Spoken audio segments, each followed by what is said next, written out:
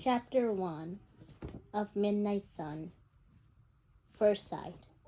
This was the time of day when I most wish I were able to sleep. High school. Or was purgatory the right word?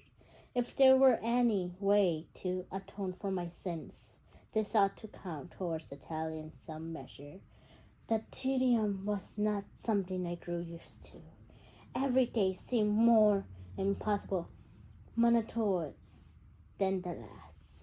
Perhaps this could yet be considered my form of sleep, if sleep were defined as the inert state between active periods. I stared at the cracks running through the plasters in the far corner of the cafeteria, imagining patterns in them that were not there. It was one way to tune out the voices that blabbed like the gush of river inside my head. Several hundred of these voices I ignored out of boredom. When it came to the human mind, I heard it all before and then some. Today all thoughts were consumed with the trivial drama of a new addition to the small student body. It took so little to work them up. I have seen the new face repeated in dots after dots from every angle. Just that ordinary human girl. The excitement over her arrival was tiresome, predictable. It was the same reaction as one would get from flashing a shiny object at a group of toddlers. Half the sheep like Meyer were already imagining themselves infatuated with her, just because she was something new to look at. I tried harder to tune them out. Only 4 voices did I block out, courtesy rather than distaste. My family, my 2 brothers and 2 sisters, who were so used to the lack of privacy in my presence that they really were worried about it. I gave them what I could, tried not to listen if I could help it. Try as I may, still I knew. Rosalie was thinking, as usual, about herself. Her mind was stacked full with few surprises. She caught sight of her profile in the reflection of someone's glasses, and she was mulling over her own perfection. No one else hair was closer to true gold. No one else shape was quite so perfectly hourglass. No one else's face was just flawless, symmetrical oval. She didn't compare herself to humans were here. The juxtaposition would have been laughable. Absurd, she thought, of our like us, none of them her equal. Her usually carefree expression was crumpled with frustration. Even now, he ran one numerous hand round his ebony curls, twisting the hair into his fist, still fuming over the wrestling match he lost to Jasper during the night.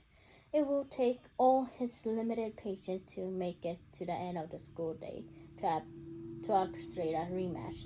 Hearing Emmett's thoughts never felt intrusive because he never thought one thing that he would not say aloud or put into action. Perhaps I only felt guilty reading the others' minds because I knew they were thinking inside that they wouldn't want me to know. If Rosalie's mind was stagnant pool, then Emmett's was a lake with no shadows, glass clear, and Jasper was suffering. A suppressed sigh. Edward at least called my name in her head. That had my attention at once. It was just the same as having my name called out loud. I was glad my given name had fallen out of style in the last few decades. It has been annoying in the past.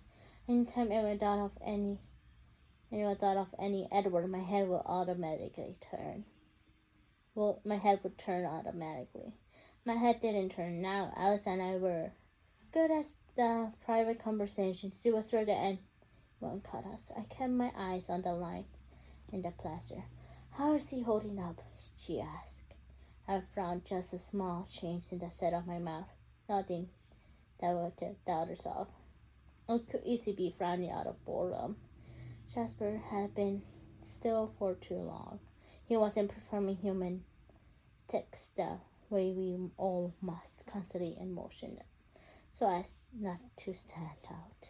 Like Emma pulling his hair, Rosalie crossing her legs first one way, then the next, Alice tapping her toes against the linoleum, or me moving my head to stare at the different patterns in the wall. Jasper looked paralyzed. His lean form ran broad straight. Even his honey hair seemed not to react to the air wafting from the vents.